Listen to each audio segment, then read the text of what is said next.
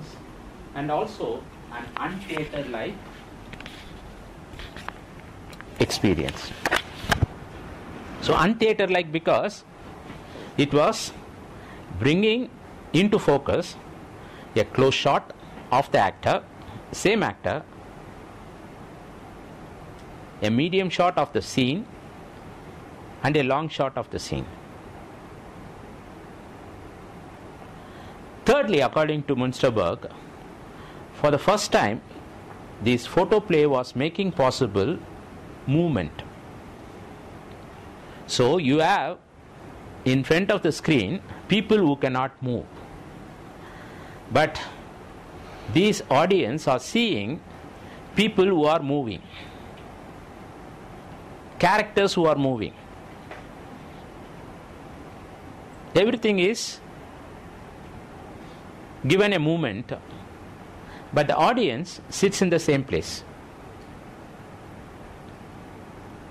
Now, movement refers to multiple movements in the case of audience movie relationship, audience film relationships.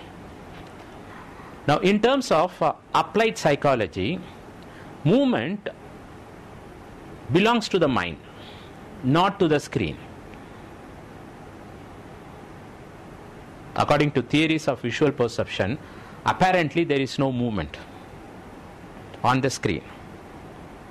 It is because of the peculiar connections provided by the mind, our visual faculty. You perceive movement to exist on the screen where it doesn't exist actually. It is absent.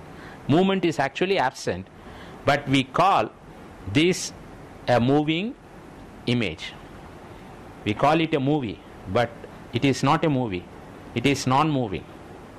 So, the audience are equipped with a certain cognitive faculty, visual faculty, oral faculty, by which they are able to perceive, create movement. So it doesn't actually belong to the screen. It belongs to the mind. So movement belongs to the mind. Movement belongs to the psychology of the viewer. It doesn't belong to the screen actually. This is the truth. However, we perceive movement when a vehicle passes, when a train passes, we perceive the train to be moving, even though the movement is made possible by the running of the frames at 24 frames per second. It is a succession of several still frames. So what you have in a film strip is not a continuous one, but frames which are still. Still photography is the basis of, is a basic building block of cinematographic image.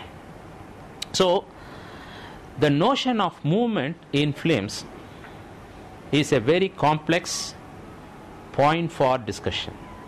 There are movements that occur within our minds.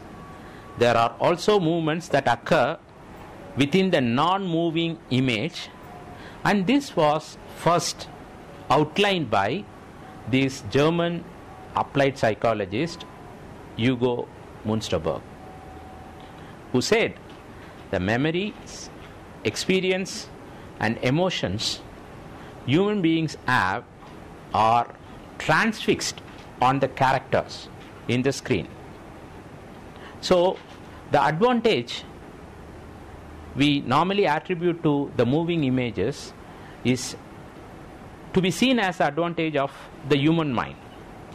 It is a coming together of the advantages of the human mind and the screen image that makes this peculiar medium a possibility. Then you add another scholar by name Arnheim, Arnheim, Rudolf Arnheim. So Rudolf Arnheim again was a German. He was a Jew.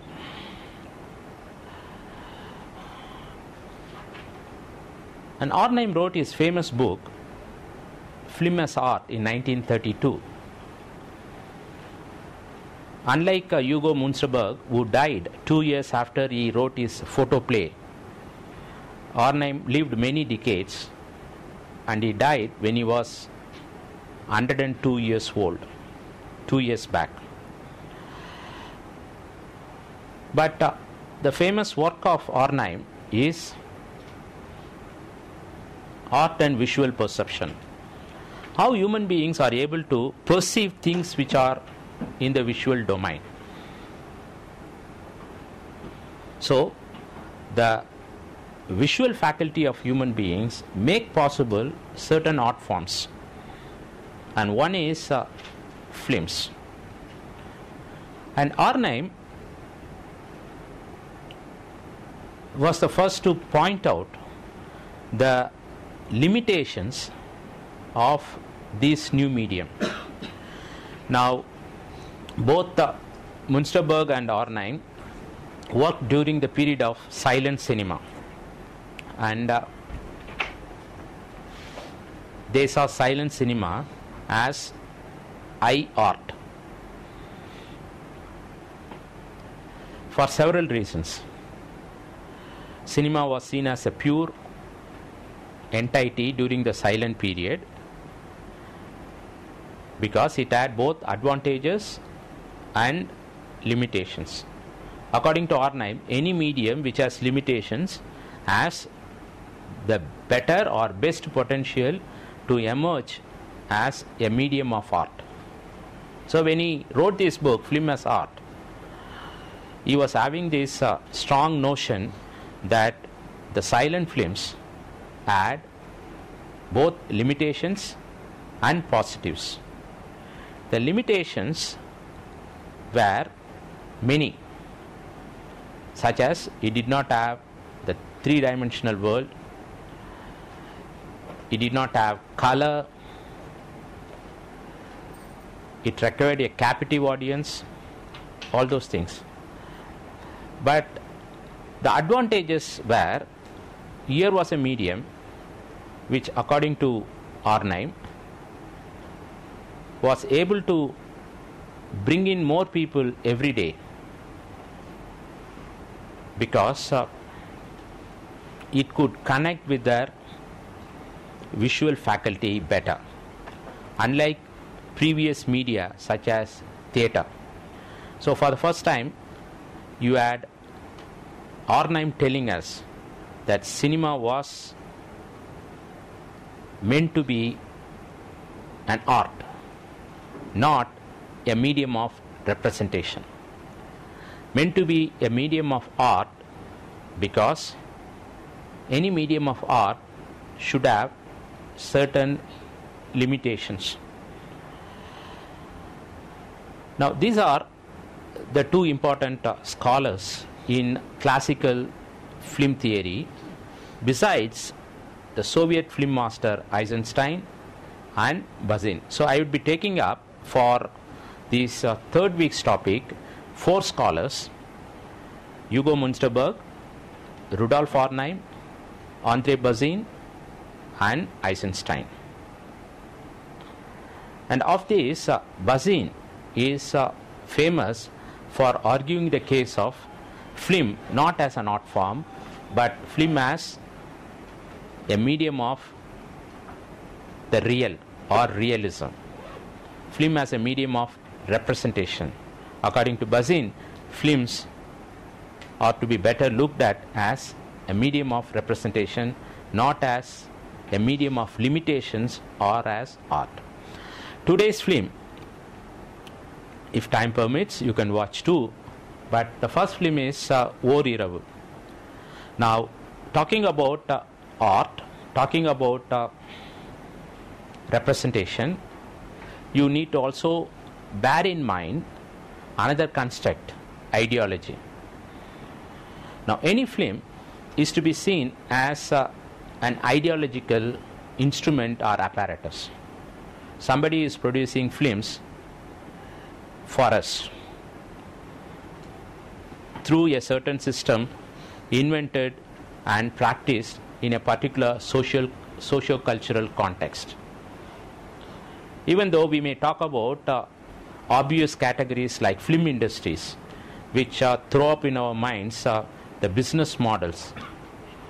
Okay, films are made or to be made for profit. Films are part of a profit-making industrial practice. So this is a common sense approach to the way films are made. But these industrial practices are also to be seen as ideological apparatuses. So films, every film, every shot, every frame is expressing something by way of an ideology, because it is emerging out of a certain cultural, social, political context. Even the filmmaker may not be aware of the ideological potential of the film. So when we connect with something like ideology, each film may throw up new meanings for us. Why Spielberg had to make Schindler's List? Is Spielberg a Jew? Yes or no? Yes. If a Jew is going to make a film against Nazis, what kind of ideology it is? So to appreciate what Spielberg had done in Schindler's List, you need to look at the films made by Nazis against Jews. So you need to look at what the famous filmmaker who worked with Hitler, Leni Riefenstahl, made for Hitler. Hundreds of films she made for Hitler. What kind of films these were? What kind of ideology Leni Riefenstahl had as a filmmaker? So you watch both these films, you would get the third ideology. So in today's film, Oriravu, I am interested in looking at gender relations as ideology in a South Indian social context. What is the role of women inside a narrative? Now, there is a gender role for women in a South Indian context, and there is a fixed narrative role for women inside the narrative context of individual films. Now, you are expected to focus on gender as an ideology in this film. How gender is operationalized as an ideology. Now, this is not a film made by a feminist, but any film has scope to deal with any dimension, any ideological dimension, provided you have the appropriate theoretical concept. So here our instruments in film studies are theories and concepts, and on the basis of the concepts and theories we apply them in the context of a particular film narrative. So watch this film and we will discuss more. So the point to remember is any film, good or bad, commercial or art, third grade or A grade, is to be seen as worthy of watching by film study students. We cannot get dismissive about films. Any film is an ideological construction to be taken seriously.